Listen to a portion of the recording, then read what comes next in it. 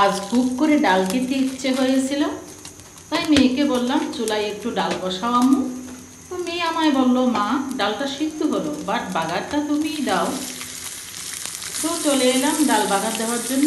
তো তেলের উপর দিয়ে দিলাম কয়েকটা শুকনো মরিচ, কিছু আস্ত জিরে, তারপর দিয়ে দিলাম কিছু পেঁয়াজ কুচি, রসুন কুচি আর কাঁচামরিচ কুচি আর কিছু টমেটো কুচি, তারপর জড়সড় ভাজাভাজি।